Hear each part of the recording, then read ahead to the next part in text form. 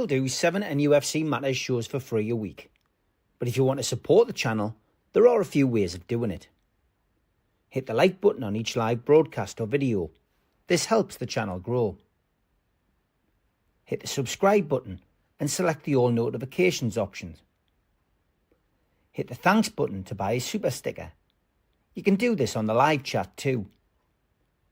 You can also join our Patreon page or buy us a coffee at the link in all of our video descriptions below. We are also looking for sponsors. If you want our latest advertising rates and how you can get involved, then email John at nufcmatters1892@gmail.com. Thanks for watching.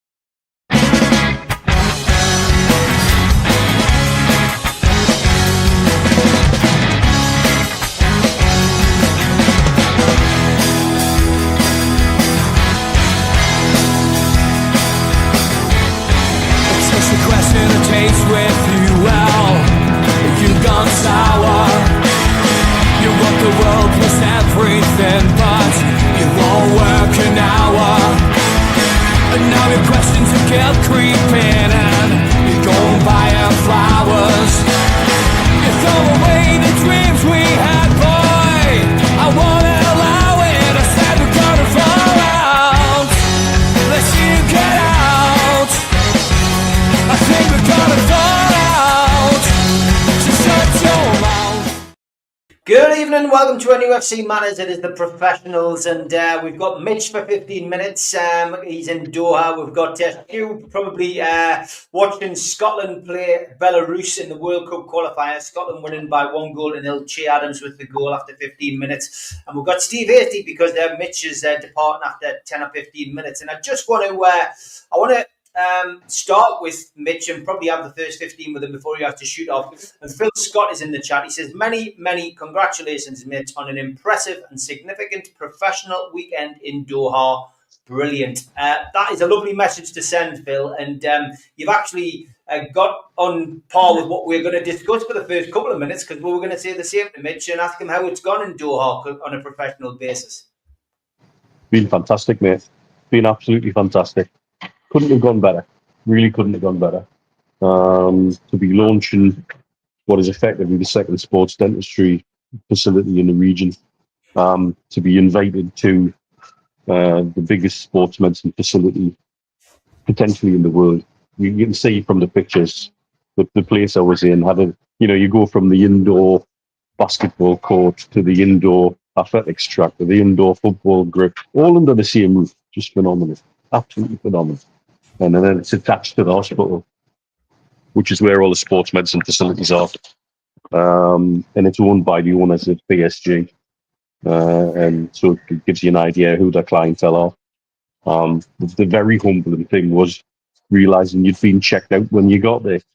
So I was introduced to the head of sports dentistry in Aspetar, who comes over and shakes my hand. Yes, Dr. Neil, heard all about you. How's the podcast going? So I don't know who has been chit-chatting, but somebody somewhere has. But Stu would tell you that's not unusual in this region. When people bring you into the domain, they've often really checked you out. They know who you are before you walk through the door. I was only supposed to be there as a guest, and I ended up spending 10 minutes on the stage with a mic in my hand, because you know what I'm like, and I can talk a glass eye to sleep. So... and as ever in the region, the biggest challenge is my accent, but I'm used to that by now. So yeah, really, it genuinely couldn't have gone better. But also from the point of view of getting myself, Dr. Michelle, who I work with in Dubai, and Dr. Thanos, who comes over from Athens, to get us together and spend 4 or 5 hours together brainstorming and getting all the little bits and bobs ironed out. So superb. Brilliant stuff. Well done. Lots of compliments in the chat, but the one that matters the most, I guess, to you is your dad. He's very, very proud of you. He's in the chat tonight watching, and I'm sure you'll have a natter with him when you speak to him next. I will, when I get a chance to pick up the phone and give him a buzz and update him on everything. Good stuff. Fantastic stuff. Okay, just want to ask your views, first of all, Mitch, on Ross Wilson, the appointment of our new sporting director, the worst kept secret in football, I guess, as far as Newcastle were concerned. We were speaking about it on here for a couple of months. You guys were basically saying that was more or less nailed on. But finally out in the open now. Good appointment. Happy with that? Good appointment from the point of view, we now have a structure, we have people in place. I think bodes well with the appointment of Jack Ross. I know he's not the stellar name that a lot of people would want, but sometimes what you want isn't necessarily what you need. And I know he's had some brickbats from his time with Rangers, but you've got to say that Rangers, since he left, have done nothing and won nothing in a league where they should be winning at least something every year. So that, I think, says a lot. I think he's done a sterling job of bringing some of the players in. He has done at Forest when he was at Southampton. He was part of that Southampton regime that basically did with Liverpool what Brighton are doing to Chelsea, where they sold, made a lot of money, and let's put no bones about it. He was the guy that brought Virgil van Dijk into English football. So, there's lots of things there that you can look at as positives, I think. But more importantly, we now have a structure that I don't think there's going to be many egos in the way of. And I think that's significantly important.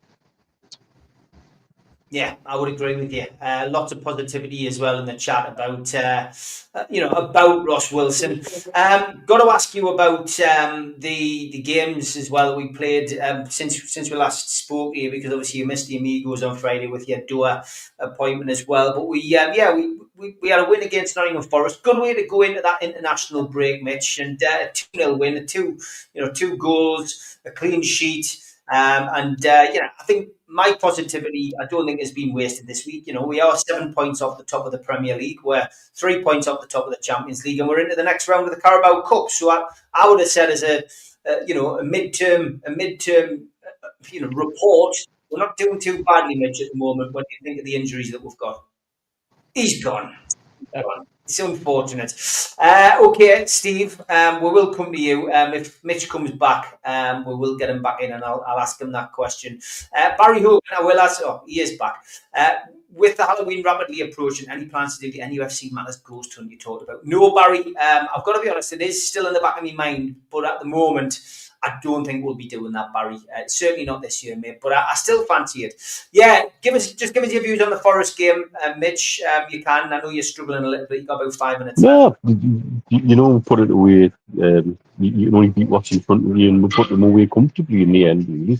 And it keeps the momentum going. Waldemar to pick up another goal. I've got to say, there's a voice note that Stu sent of what a penalty, which I think's been added to many people as a notification on their phones. It's cracking.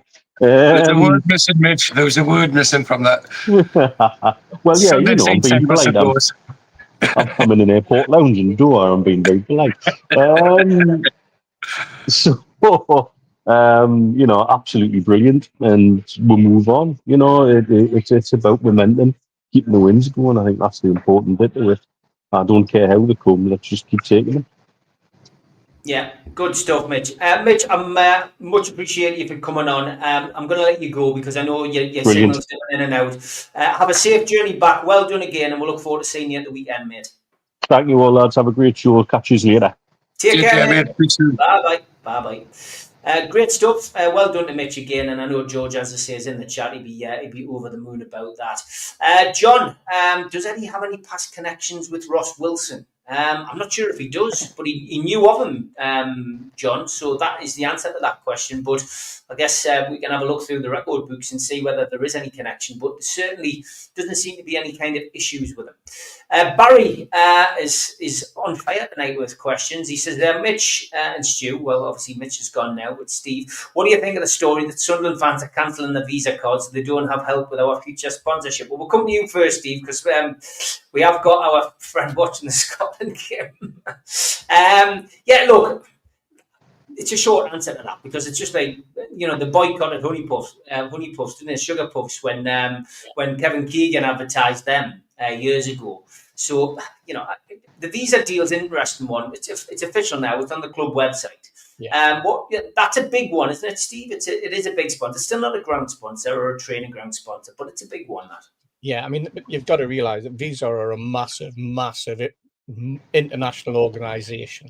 That's the first thing you've got to say about it. So the fact that Sunderland fans are up in arms and are dropping their Visa and moving to MasterCard or whoever, it's just coppers, it's just pennies. It's going to have no impact whatsoever on Visa. In fact, they'll be laughing their socks off because they're thinking, you know what? Well, it's part of that sporting sort of chance, if you like, and the laughs and giggles that you get, and the sort of rivalry that entails, and it'll mean absolutely nothing to Visa, absolutely nothing. What it means to Newcastle United is we've now got a huge international organisation, an organisation that in the past has sponsored things like, the Olympics, the Euros, the World Cups, massive international events. So just having the backing of an organisation like that, and having an income, and actually using that to, obviously, on Newcastle United to promote Visa, but Visa to promote Newcastle United. We're moving on to the next level, aren't we? We're moving on to the next, the higher rung in the ladder. Certainly a higher rung than Sunderland will ever get on, especially if their fans want to operate in such a parochial manner. I think that's probably the best way to put it. Stu, good one. That I can see you coming up to 43 minutes early half time. Good. It's a good sponsorship, Visa. I think that is another big name, and I think we have given Peter Silverstone, who I bumped into on a train last week. We've given him a bit more praise because the smaller sponsorships are coming in, and I guess really the bigger ones will come when we see maybe the new training ground starting, etc., and hopefully a new ground in the future. I was going to open up with that because I've been, I don't know if the word's critical, but I've been one of the most vocal people questioning Peter Silverstone's role, and something like a link with Visa followed on from Guinness. These are international brands, and that can only be good for Newcastle United. But I laughed when I seen that. I don't even know if it was a joke or not, but I don't think many Magnums have got the luxury of cancelling their visas, with their credit scores that the majority of them would have. And so if that's what they want to do, that's up to them. I mean, ultimately, they are, and I say this politely, they should be in irrelevance to what we are and where we're going, as Steve touched on there. We are now eating at the top table, and they would be delighted just to have the crumbs that are flicked off, because I still think they'll get relegated. But the question wasn't about some of my feelings on them. It's about Visa. And this is the type of thing I've been pushing for the last couple of years, where we should be in a position. Saudi on the world stage are very, very relevant, and we are their most relevant sports team. So that's why my frustration has been higher than most, living in this area, knowing how these associations, affiliations, sponsorships, etc., could be done and should have been done quicker. So praise where it's due. Well done, Mr. Silverstone, on getting that one done. But I still think we're missing a huge sponsorship thing with the fact that we're going to have at least 8, probably 10, any luck 12 plus Champions League games where there's no training ground sponsor, training kit sponsor. And that for me is inexcusable, because even if it was only for this one season, a one-off, 2, 3, 4 million, it all helps. And so I'll praise with one hand and I'll take the praise back with another, but it is a step in the right direction. And you don't get many. You mentioned Visa sponsor things like the World Cup, the sponsor Olympics and things like that. These are the top brands, and to be associated with them is very, very good for us. So congratulations. I think it's the way I looked at it, Stu, was these are the type of organisation that you've been plugging for the last 4 or 5 months, and to see them finally get one. Nearly 2 years, Steve. Well, 2 years, but certainly the last 4 or 5 months when nothing's been picked off, and we've seen, somebody mentioned the phrase "low hanging fruit." That's a marketing phrase. That's a phrase that's used by by marketing executives in organisations because they find it. Steve, me and Mitch use low hanging fruit a lot. And that's because of the things like the marks, the Phoenix and stuff like that. That's the low hanging fruit. But going international, that's a different thing. And that for me should have been done quicker. Sorry to interrupt you.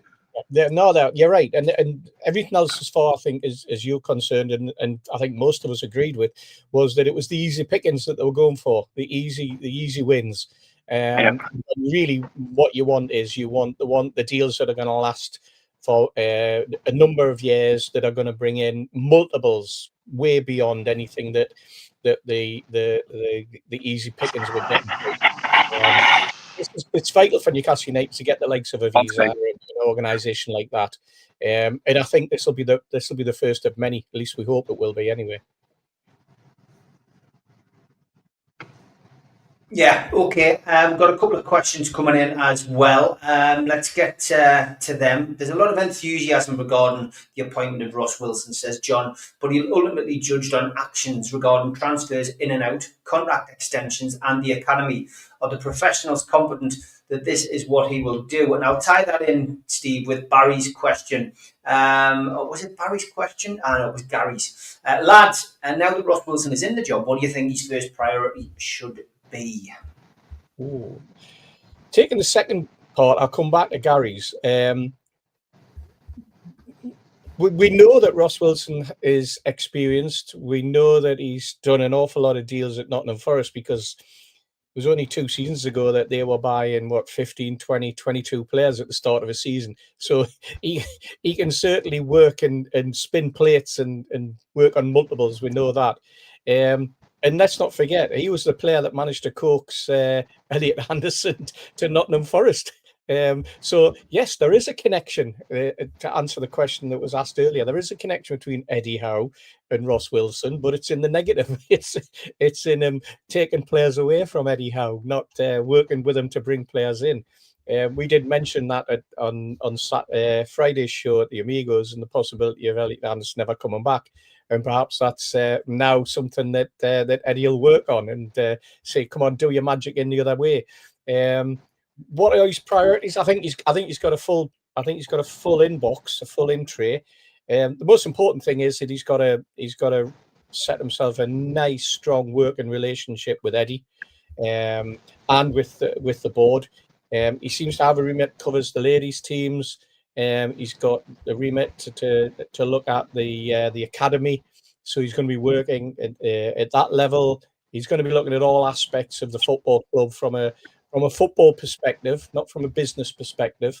And he's also going to be helping to shape the future of Newcastle United over the next 4 or 5 years. I was looking back when doing something the other day, and I started looking back to like 2010, 2011, 2012, and I was looking at the number of academy players that we had, the number of so-called big names and players with potential. And I think I went through about 7 seasons, and of those, I think there must have been over 100 academy names, and the only one out of the list that I could honestly say came through the academy and got into the first team and produced anything was Sean Longstaff. And Sean Longstaff joined the academy around about 2010. I think he, in fact, maybe he's a little bit earlier, but he certainly, I think it was around about 2016, at the same time as we signed Caldalo and Lascelles, Sean was signing his pro forms to move through the academy. And it just goes to show how long it takes for an academy player to establish himself, but also how difficult it is. And I think that's probably an area that Ross Wilson will look at, because he'll be wanting to make sure that we can have that treadmill working a little bit faster and producing a little bit more quality, giving players opportunities. We've had many a name that has been mentioned in the Evening Chronicle as the next superstar youngster, and very few of them come through the mill. So I think that's an area that he'll also be looking at. I think also because of that, the fact that you look at what Chelsea have done over the years, and Brighton and other football clubs, the academy is also a conveyor belt. It's a conveyor belt for money.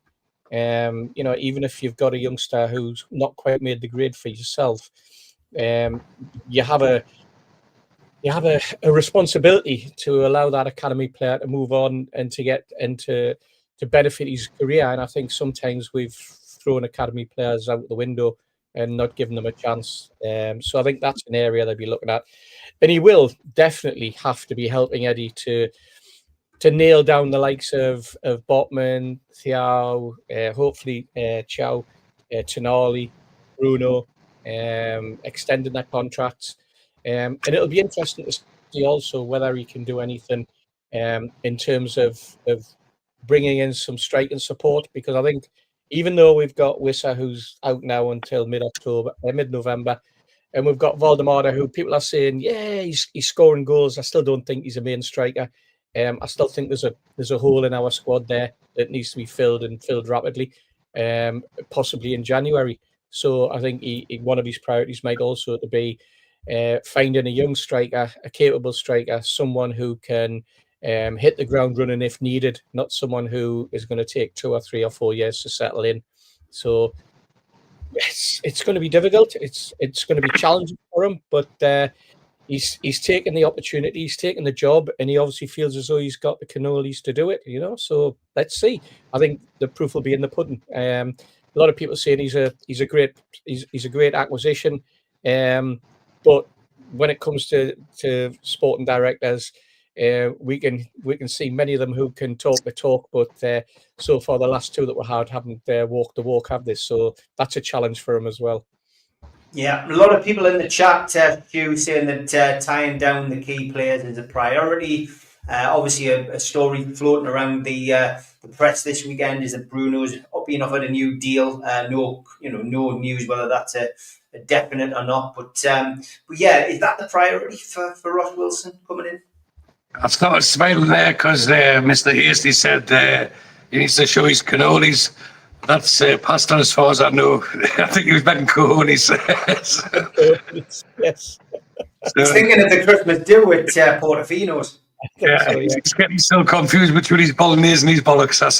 It's sweet, isn't it? It's actually, is it not the one where the cream's in both ends? Well, I'll be there at Christmas to point them out. Your pasta, not your bollocks. Right, so do you know what it is? Sometimes, not sometimes, quite often we say things on here and we get derided for it.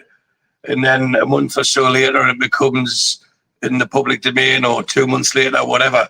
But we don't say things for the sake of saying it. And there's many things that we don't say for that reason. But when we do say it, we say it with most confidence, I suppose, that it will happen. And for me, I've sat back and looked at this international break, and I think most journalists have just been catching up on their NUFC matters over the last few months, and then thought, right, we need a story, so we'll start running with one. Ross Wilson, well, where did we hear that first? And just before my head gets too big, I was speaking to my friend Robbie, who you know, and he says, hey, you got it bang on with Ross Wilson, like. I says, yes, we did. And he went, you also said that Paul Mitchell would be a great signing for us as well, so keep your feet on the ground. So what I said was, in retaliation, I did say that I thought Mitchell was the best available, but you find a director of football that comes in with no money to spend. That's not me defending him, because I think his tenure was abysmal and he could have done so much more than what he did. But irrespective, so the press are now running with Ross Wilson after just a few days before he was announced. And then they've also been running over the last 10 days or so with new contracts. And I'm trying to remember the phrase I used. I said, what we've got to look at, whoever the new director of football is, and I'm quite certain it'll be Ross Wilson, and it'll be on one of the shows maybe 2 or 3 months ago.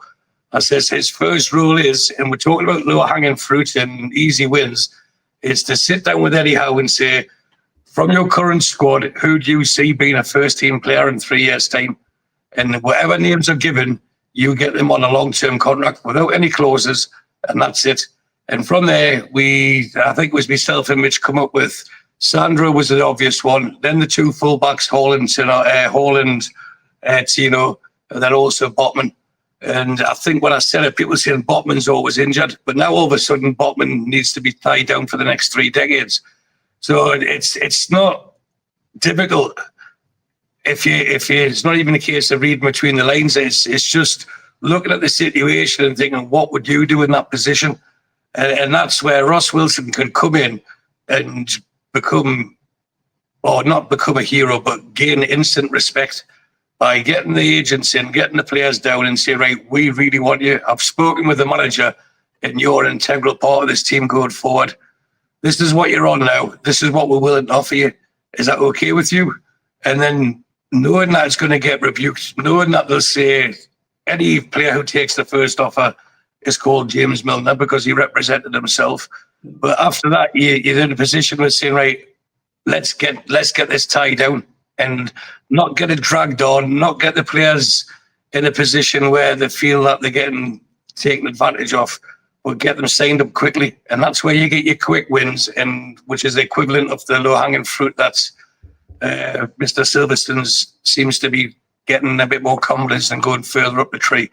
So for me, that's obvious. And what is also obvious is that we'll have money to spend in January, but that doesn't mean we need to spend in January. It doesn't mean we will spend in January. A lot of that will depend on our league position. A lot of that will depend on where we are European qualification. And it'll also, and probably more importantly, who is available and at what price. Because there's one thing we've learned, this club, although they had to in the last day of the window, won't throw good money after bad. They will try and drive a bargain. And it's a long-term strategy, because what you don't want is what was said at the beginning. Oh, it's Saudi backed, it's Saudi money, charge what you want. You know, the Newcastle tax, the Premier League tax. And if we get caught out doing that on more than one occasion, like as we did with Wissa, I don't think we overpaid for Voldemort. I think that we've paid about the good rate in the market, considering what he is capable of and what he's done so far. If you put that in a comparison with the ones that were signed by people who we were after, I think he stands out quite well against them. And they've went for similar fees. So that I put to one side. I just think when people want to criticise someone, it's dead easy. You look at Ross Wilson and they'll say the Rangers fans don't like him. But then you'll have other people who will say, but the Rangers fans, they won the league when Ross Wilson was there. He came in after the window had closed. And I know I mentioned this 1 or 2 weeks ago, but he was there when they won the league. But he did sign players, but he also sold players that were the highest selling value in Rangers history. So and that was his remit. You've got to look at what cards you got to play with and play with the hand you dealt with. When he went to Forest, people are saying, oh, he signed 12 players, 20 players, 30 players that season. He did the same the year after. Again, he's working for probably... People say he's the most difficult chairman. I think he'd be a great chairman if you can convince him that you know what you're doing. But what people don't forget or choose to ignore or don't even know, when Forest got promoted to the Premier League, they had only 12 players on contract. They got promoted, and the majority of the squad that got them promoted was on loan. So they had to sign players. They had to sign at least 13 players to have a 25-man squad. They only had 12 professional players on contract after they got promoted. And if people want to check it out, then it's there to be checked out. So he was in charge of that. And imagine how long it takes us to get one player over the line. He didn't just have to sign 2 or 3 players. He had to build a squad in that summer. So he's used to the craziness, how hectic things can be. But he's also had an affiliation with Brazil. You've seen the amount of Brazilians that have come into Forest over the last 18 months. He's obviously got good connections there. And the fact that we've got probably the next Brazil captain in waiting, possibly the Brazil captain at the next World Cup. And we've got Joe Linton there as well. For me, it's a nice sell, isn't it? Come to Newcastle, even for the young kids, the 17, 18, 19-year-olds, come to Newcastle. Bruno Gomes is there, Joe Elton's there.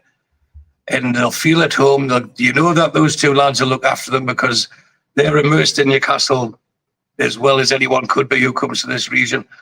So I think this signing of Ross Wilson, as long as it's overdue as it is, I think it can only be beneficial. But I did say the same for the predecessor and the one before. But for me, this has had Eddie Howe's blessing. It's quite clear that this decision has been made with his seal of approval, and that can only be good for us. I tell you what, he won't have, Stu. He won't have an owner breathing down his neck in the manner that he did at Nottingham Forest, mind. I think that's a big plus for him. Yeah, great. Absolutely, Steve. Yeah, good stuff. Lots of comments coming in. A couple of other questions, though, which takes us down a different route. John Askew says, after Nolo, we seem to have a very few weak links in the team these days, but are the professionals a little worried by the situation on the right-hand side of attack?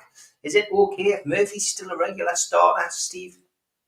Yes, it's fine. We've also got Jacob Ramsey, and I'm looking forward to seeing him. I thought we might have got a look at him in the flesh on Monday, last Sunday when we played Forest. There was talk of him, possibly, coming on. But I'm looking forward to that because I think that is an exciting midfield player as well. We talked on the professionals, on the Amigos on Friday about Elliot Anderson coming in, and would he have been a regular starter? Could he have broken into that Joe Linton, Tonali, Bruno group? Would he have been able to do at Newcastle what he's managed to do at Nottingham Forest? And I think probably most of us said no, probably not. What we've got with Jacob Ramsey is a player who is a little bit more versatile and has come again with a reputation. He's cost a bit more than Nottingham Forest paid for Anderson. So there's a player who I think could excite us and could surprise us. Oh, he's gone into pause mode. His internet's kicking in. We'll take Steve out. The right-hand side is where we're looking at. Stu, what's your feelings on the right-hand side? Is it a concern that Murphy's still playing on a regular basis? He's for me, I don't think Murphy is the starter, and I think it depends which way you look at it, Steve. You can look at what does he do? Has he provided assists? Yes, that's his job, but he does go missing and give the ball away a lot more. I think Alanga's the future. I understand that there'll be. You've got Murphy the other side of 30 now, and that this is said with no disrespect to Murphy because he's lived his dream. He's got himself a team where last season where no one thought he would get into the. Oh, sorry, no, Scotland he scored. So he got himself into in the team, and for me, he was always a squad player. Now, for the last 18 months, people have been crying out for. We need to upgrade. It's the only position we haven't upgraded. And Alanga is an upgrade. He just, in the space of how many games we've played? 10 games in total, maybe. I think 10 games in total. He hasn't played all of them. But ultimately, we're going to judge someone on that. We'll support you evermore unless you start the season really well and do everything. It's how many times, look at Sandro when he first came, his first game against Villa, which I was there at, he was exceptional. But just before he's banned, for the following 2 months before he got banned, how many people were questioning that transfer? And it's about time we stop knocking these scouts. I think we've got one of the best scouting teams in the Premier League, if not in Europe. The way they can identify talent for what's needed for this team. And there's no doubt in my mind that Alanga will come good, and he'll come good quickly. But he offers something different to Murphy. And isn't it good we've got choices? Because for the majority of last season, we had one choice. So if one plays, they know the other one's breathing down their neck. But Alanga's the future. Murphy's been the past and the present. We'll come next season, then it's Alanga plus someone else for me. And I say that with no detriment. And I know I'll probably have Darren clapping his hands now saying, well done, son, from the fans forum. But it is... Sometimes we get too emotionally attached, and if for those fans who have abused Murphy over the last couple of years especially, then want to say he's our future, then our future, if our future's relying on Jacob Murphy being our right winger going forward, then we're not going to be where we all want to be. And I say that again with the greatest respect and thanks for what he's done so far. But we have to stop this hanging on to people because they've done something good. We need to keep people who are doing good and will continue to do good. But for this season, I think it's a perfect match. If we need to defend, you can play Murphy. If we need to hit on the counter-attack, you can play Alanga. You know, so they both offer something different. And I don't think we should question the manager of what he's capable of picking the right player for the right circumstances. So it's nice to have the choices. You know what they do? Anything else? I was going to say, you know what they do though, Stu? They both provide each other with competition, and we've been crying out for competition in the squad. So the fact that Alanga's got Murphy breathing down his neck and vice versa, and they're both vying for the one place, they both will be proven in training and trying to show in training that they are the man for the shirt. And that's when Eddie has to make the decision. And I think what he's doing at the moment is he's picking per game. He's looking at the opposition, he's looking at what he wants, and that can only be a good thing for Newcastle United, because it shows that we're a little bit more organised, we're a little bit more flexible, and it shows that Eddie's a little bit more fluid in terms of the strategy that he wants to play. What I was going to say before I lost the link there was that for me, at the moment, and I don't want to sound too negative, but from what I've seen of Alanga, it's kind of as though the jury's out on him. You know, we've seen, and I think this is probably partly because of the position he plays as a winger. We have a tendency to look at wingers and think, you know, they're just speed merchants, and if you open the back door, they'll carry on into the park. You know, we've had, you know, looking back in history, I look at Rule Fox, you know, and you know how speedy he was, but you know when it came to the cross, Stewie Barraclough years and years ago, great winger, could fly past anybody, but he could pick anyone out on either side of the touchline. Rarely could he pick somebody out in the box. And it's that type of thing, and it's the consistency that you need from a winger. And at the moment, we haven't had that consistency from Alanga, but it'll come.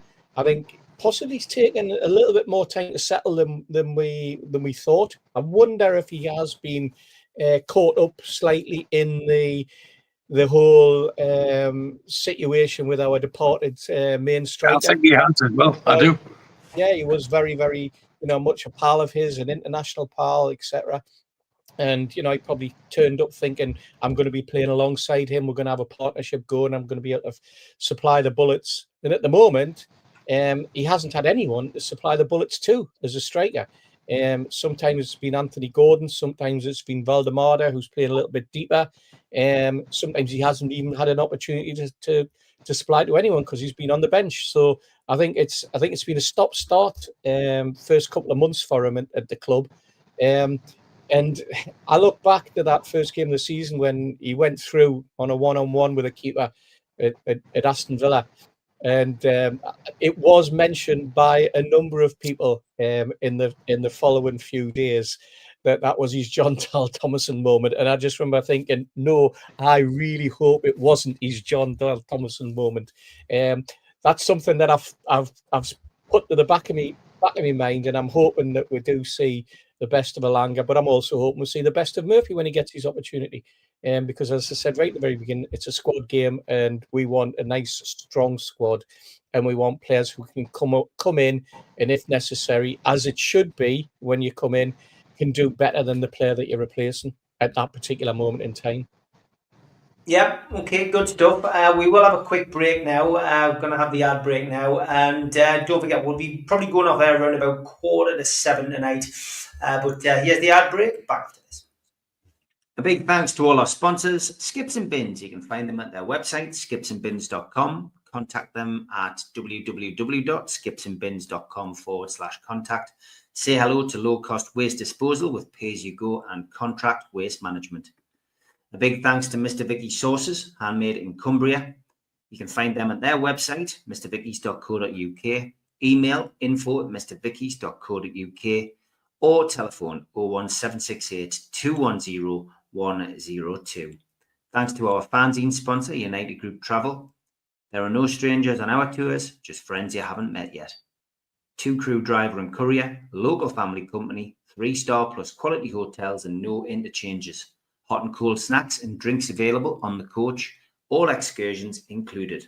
Their website, unitedgrouptravel.com, email beverly.ugtl@gmail.com, telephone 01670 632 460 or 0791 666 4174. Just £30 per person deposit. Thanks to Media Arts for all the help with the technical side of things. And if you like listening to us as a podcast, you can go to Sports Social Podcast Network or to iTunes, Spotify, or other podcast providers. If you want to support the show, then hit the subscribe button. It's free. We do 7 shows a week. Hit the little thumb up under the video, which is the like button, or click share to share to your social media. You can also join the channel on YouTube by hitting the join button for as little as $1.99 a month. If you want to become an NUFC Matters member, you can go to nufcmatterspodcast.co.uk. It's a £25 one-off fee. You get your pen, you get your badge, a key ring, you get your beer mat and your fridge magnet and your membership card, nufcmatterspodcast.co.uk for that. And we have an event early next year, 13th of February 2026, an evening with Beardsley, Waddle and Gascoigne takes place at the Tyne Theatre and Opera House. To buy your tickets for that event, go to the box office 0191 243 1171 or Tyne Theatre and Opera House.uk.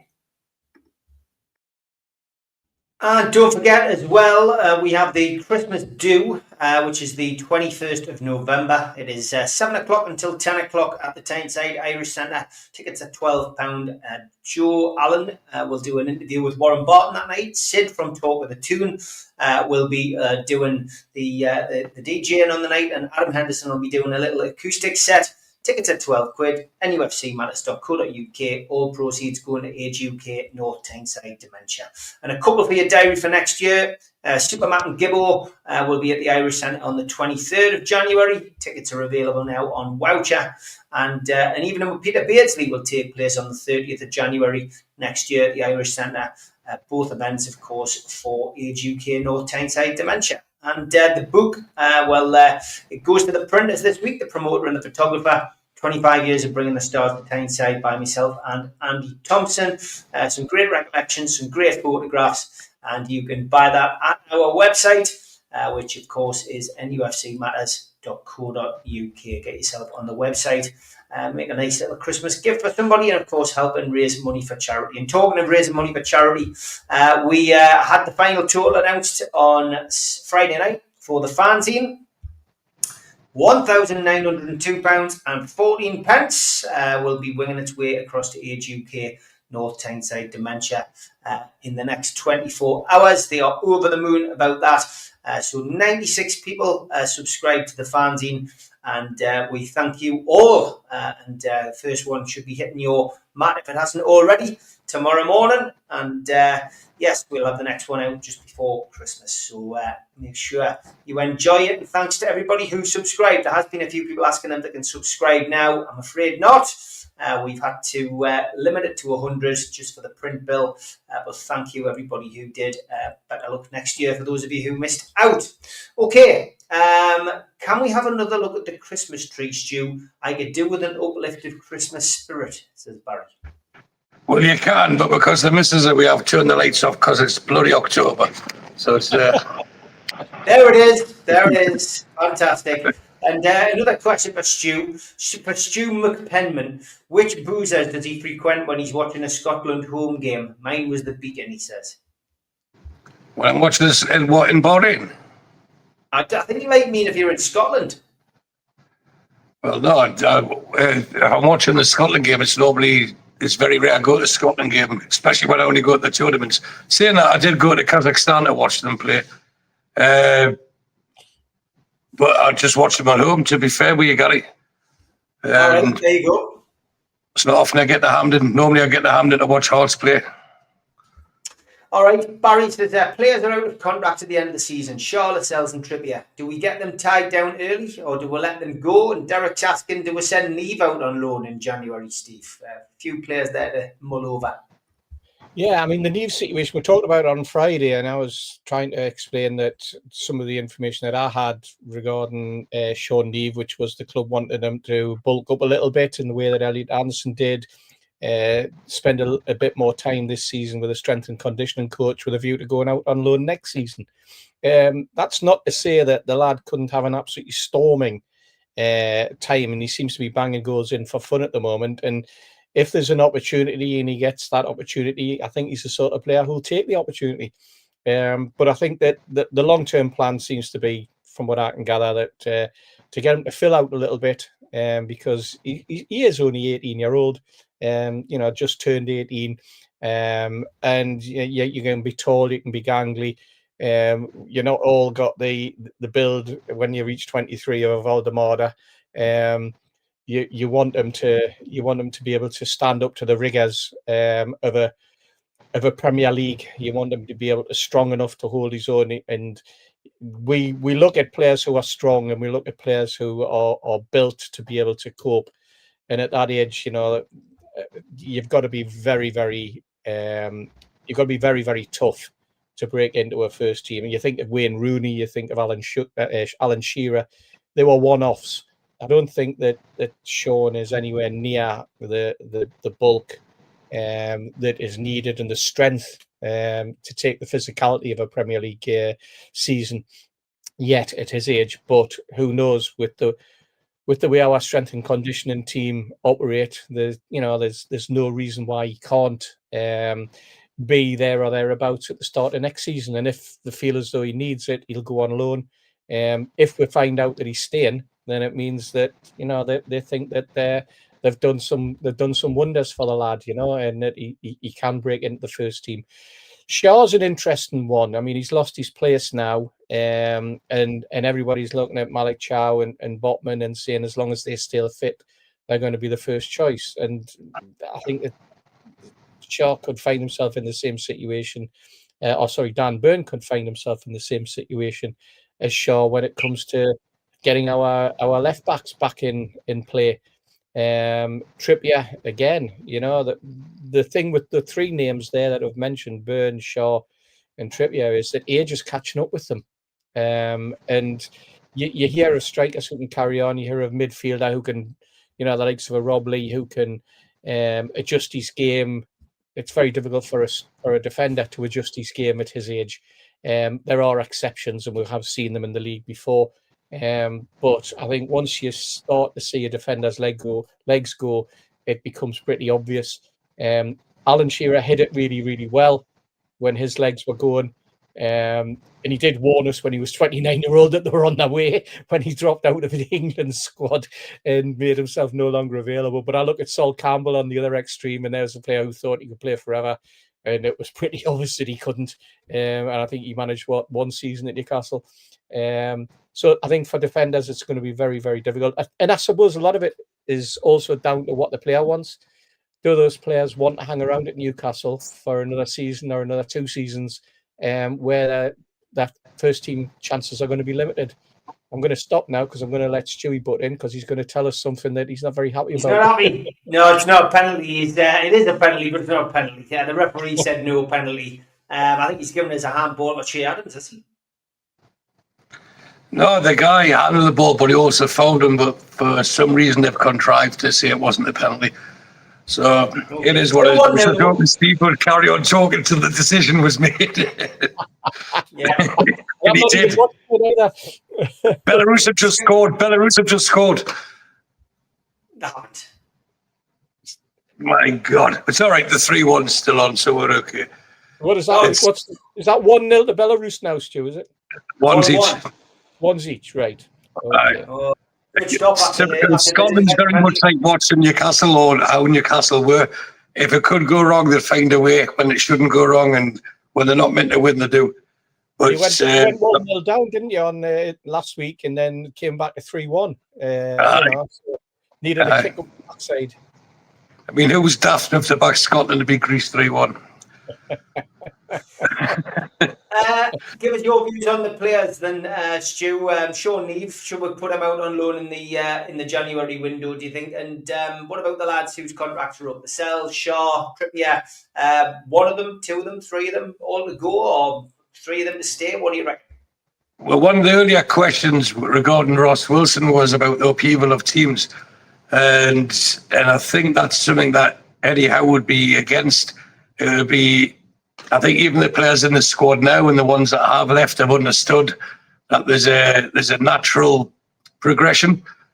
And when the time's up, the time's up. But I can't see an upheaval on the scale of like 6 or 7 players out and 6 or 7 players in next summer. So you've got to look at who's going to be, as I touched on before, who's going to be the review and the goal. It might be offside, by the way. If who's going to be the in your starting 11 in 2-3 years' time, and then who's going to be your squad fillers. And what we have to do, and we've said this, all of us have said this since the takeover happened, was how you improve your squad is the ones at the bottom get taken out, and the ones that were, if let's say there's 4 levels, the ones that were level 3 become level 4, the ones that were level 2 become level 3, and you improve the squad totally. And if you look at the strength of the bench we've had, even with a few injuries over the last couple of games, we are in a much better position now than I think most of us actually believe, because we started the season without a centre forward. And if you're talking about overhauls and over changes, if you remember with the whole Isaac thing and when he eventually went, the podcast that we did straight after that, or the professionals we did straight after that, and this is when we had a lot of Liverpool fans watching, and I says Liverpool will win the league this year. And I was their greatest fan, as they were driving around in cars in Bahrain and trying to find us going for walks in the morning and stuff. But I honestly believe with no bitterness that they wouldn't win the league, and the reasons I gave at the time stand true now. Now, it's not been wise after the event because we're only 7 league games in, but for me, I think it's been underestimated the role Trent Alexander-Arnold played for Salah in the supply he gave him, and the fact that there was no main centre forward, which made Salah the main man. And if you've watched any of the Liverpool games, you'll see when Salah cuts in, he's only ever going to go and shoot. Where when Murphy was cutting in, he was only ever going to go and pass to Isaac. And that creates, it's not like who's king of the hill, because it should be Salah for what he's achieved there. But Isaac's got to try and shuffle his way in. And then you've got Ekitike thinking, well, hang on, I should be here. I came first and I've started better. For me, the Liverpool thing is it's full of they try to change too much too soon. And I think the best phrase is too many cooks spoil the broth. And I don't think Eddie Howard and Ross Wilson would allow Newcastle to succumb to that. We are in a state of natural progression. And that's how we're getting better step by step, season by season. We're getting better. And even if they drop PSR and we could go gung-ho, I don't think that we would go out and sign 5, 6, 7, 8, like 50, 60 million pound players next season, even if we were able to, because it would diminish everything that's been achieved. So the players that have been mentioned, I think some of them have already had for want of a better phrase, a stay of execution. We, 3 of us know, plus Mitch, that Shaw was already packed and he was away. He was going to Lazio before Eddie Howe says, hang on, I think I could do something with you, mate. He's literally had packed his bags and he's managed to keep him. But he's been given a contract extension, as has Dan Burn, as has Trippier, as has Lascelles. That can't go on forever. And I think this coming summer will be the one where you'll see Eddie is most ruthless, because as nice as he can be to the media and to the players, he's built up a squad there now where I think all of them know that this team, if you're Tonali, you know you're going to be in that team. If you're Shaw, do you think you're going to be in that team? And this is where the tough decisions will have to be made for the greater good. So I can imagine he's going to look and think, right, I can have you. With the way I see Eddie Howe doing things, he keeps people who can play more than one position. The way he's kept Kraft, use him as the best example. He can cover centre half, he can cover right back and do it very, very well. What he couldn't do was play a right wing back, or as Steve Bruce was trying to play him and hang him out to dry. So I think we're in not a transition of great change. I think we're in a transition of going to the next step, and we have to start accepting that we are a big team. Now, even with the way things are going, we're still seen as one of the favourites to finish 4th, 5th or 6th this season. Yet we still haven't started the season points-wise as best as other people above us, hence the fact that we're 11th. Yet no one's in the conversation about the teams above us. Can we finish above them? By the way, the Belarus goal got disallowed. So you must mind him. I was like that, talking, and I thought, see, who says only woman can multitask? So I think there'll be some tough decisions to make, but there'll be an acceptance from those who have been on the wrong end of the decision. All good things come to an end and all that. And it's quite similar to when you're picking a World Cup squad and you've had the use of about 35 players through the course of the campaign. And then you get down to, you have to pick 23 or 26, whatever the number is now.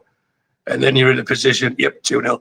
And then you're in a position where you're saying, sorry, thank you for everything you've done. You're more than welcome.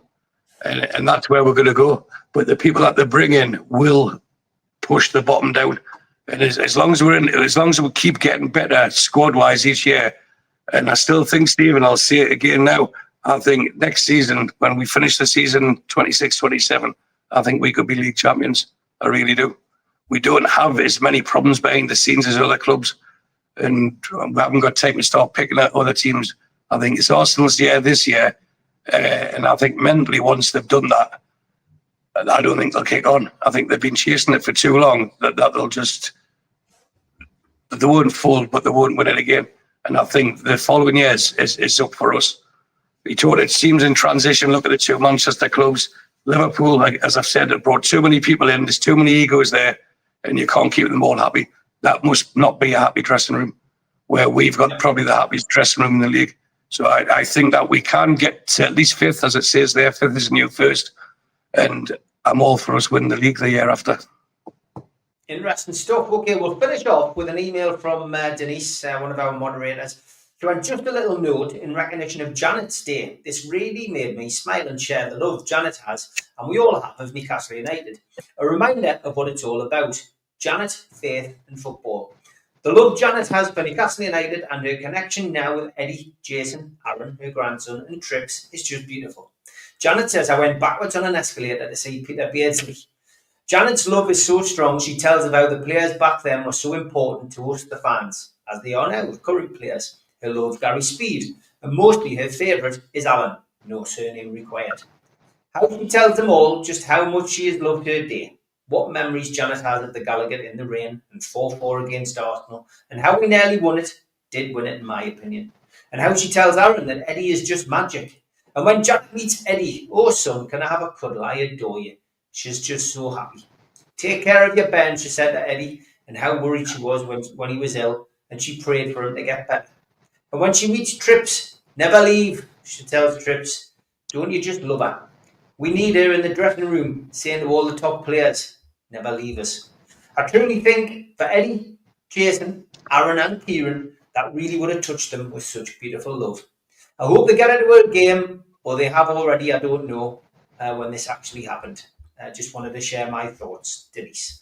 Thank you, Denise. Lovely email, and read it out as promised. Steve, but yeah, it's another social media win for Newcastle, and it was nice to see. Disallowed goal, by the way, Steve, before you start.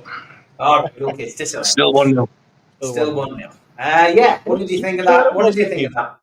Sure, it was like when I read it and when I saw the little video snippets and such, like it was like your grandma, wasn't it? It was what you'd expect your grandma to be like if she was sitting there with all her grandkids and she was giving all advice, and that's what it came over as, you know, an undeniable love for your grandchildren, but at the same time, making sure that you're keeping their feet on the ground, letting them know what you thought about them, and letting them know how proud you were.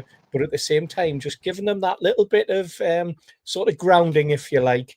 And I thought it was great. From a PR perspective, whoever's idea it was, absolutely brilliant. Really impressed with that. So yeah, and I think the way that Denise wrote that was very nice. I just want to say, Stu, before we'll give Stu the opportunity to speak about that. Like I said earlier, that Father Time, that ticking clock, is one of the abiding things that Eddie's going to have to cope with as those players are getting older. They're all hitting the 34, 35 mark, and the fact that it's happening them all together is something that we're going to have to look at very, very carefully, because there could be at the end of the season a situation where we do lose all 4 players, and the difference between the Emil Kraft and the Shaw situation, as I look at it, I think, you know what, when Emil Kraft did his knee, I think he knew from that moment on that he was always going to be a squad player, and what's kept him at Newcastle has been his attitude in understanding he's been a squad player, but also his versatility in the fact that he could slot in as a centre-back if needed and as a right-back. Unfortunately, Shaw doesn't have that versatility. I know people said he could move into midfield. I don't think he could move into midfield, to be perfectly honest. And I think that what we've also failed to grasp is the number of concussion head injuries that Shaw has sustained over the last sort of season and a half, 2 seasons, throwing his head in, getting knocks. And I've always found that it really, really concerning, especially because he's the sort of player who wants to come straight back in. I'm fine. I want to be straight back on the pitch, and you're looking at him, you're thinking, you're not right, mate. You need to take a step back. Very, very brave and good luck to him. But sometimes a player can be too brave for his own good. And I think this long period that he's had out, it might be a blessing in disguise for him, because when the opportunity does arise, he might come back fresh and refreshed as much as anything else, and with a slightly different perspective.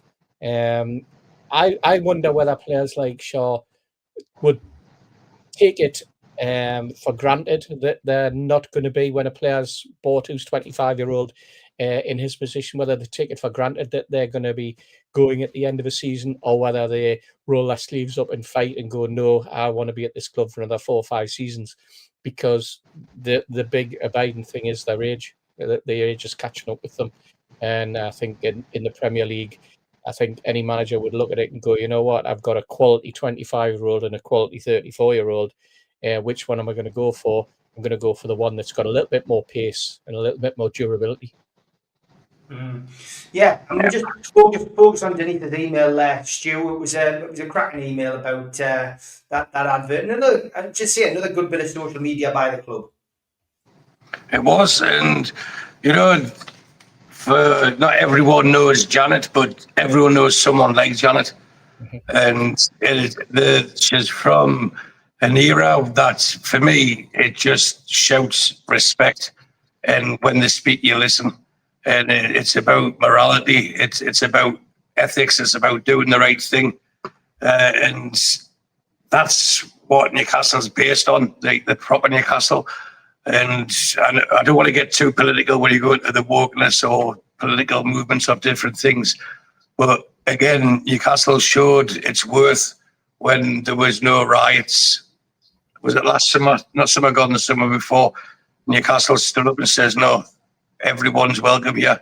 If you embrace us, we'll embrace you. And the team's like that.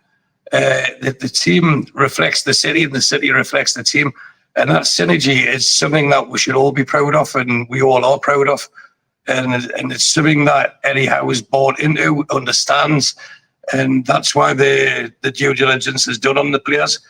But I want to get back to my last point regarding, because there's a few comments, and I've received a couple of WhatsApps saying how much have I had to drink talking about Newcastle win the league next season. But any team that wins the league, there's a phrase that's used all the time, is it's built on their spine, right down the middle.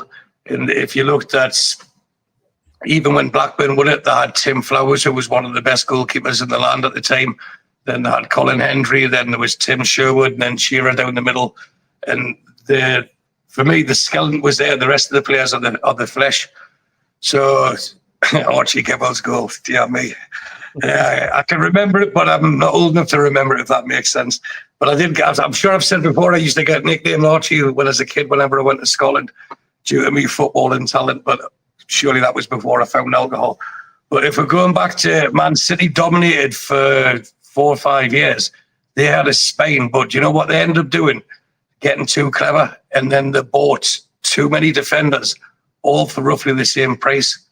So you've got 7 defenders, all paid between 45 to 60 million.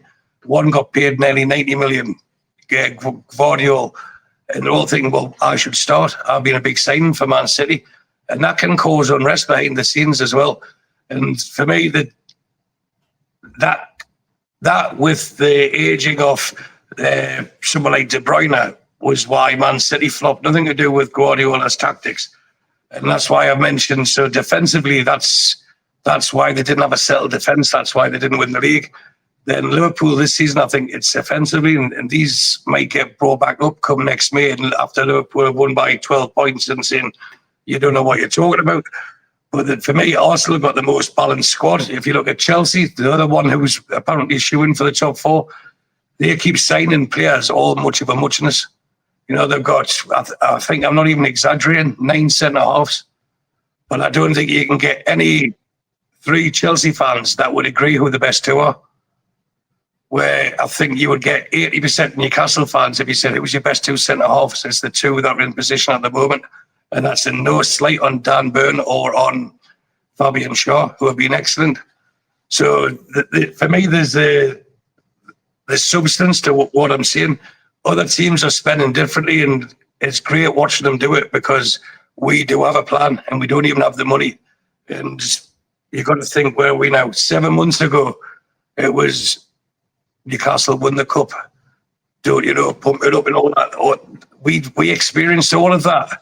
And who would have thought that was possible 2 or 3 years before that? So why can't we go on and win the league? Remember, the chairman says number 1. And I think the foundations are getting set for us to do that, while the other ones are just throwing or thrashing money around willy-nilly to try and compete with each other rather than try and make themselves better. And there's a gap there for us. So when Janet wants to have tickets for the game, I think she speaks for about 250,000 people in the Tyneside conurbation who don't have tickets, that want tickets for the games. And when there's a success for Newcastle, there's a successful city, problems seem to go away. And we're in a position now where I know some people have just got the fanzines, but the article I wrote was Europe again, ole, ole, was we've been in the Champions League twice in the last 3 seasons. And who would bet against us getting there twice in the next 3 seasons? And all of a sudden, the analogy I used was for those of us who are old enough and lucky enough to remember the Kevin Keegan, and it wasn't a roller coaster. Kevin Keegan, it was one of those, bungee jumps that just go up. It was a meteoric rise, but we all knew the bubble would burst at some stage, and we just enjoyed it. This one has substance. This one is going to continue to grow, and it's us as fans that have to understand it and embrace it, accept it, and do it with humility. So when you have someone like Janet speaking, saying things like the way she did, we are all proud of her. And I would reckon about 99.5% of people who watch that don't know her, but we all know someone like, as I said earlier, and this is where we are. And as long as we can keep what's the saying when you're doing well, keep your feet to the ground. That's what we do. That's what we need to keep doing. And as long as we keep doing that, we're going to enjoy the next few years, the next decade. And for as long as we live, we're going to enjoy the way this club's going. The bad times have made us what we are now. Now it's our turn to enjoy the good times. Well said. Great show tonight. We have got over 900 watching live. Those of you watching on Twitter, search NUFC Matters on YouTube and hit the subscribe button. It's free. We do 7 shows a week. Back tomorrow with the fans forum at 6 o'clock. We'll let Stu go and watch the last 10 minutes of the game. Hopefully Scotland will manage to win. It's more nail-biting than I thought it was going to be fair. Definitely. Thank you to Steve Hasty for stepping into the breach and safe travels to Mitch. Thank you, Steve. And see you all later. Take care. Bye-bye. See you soon, lad.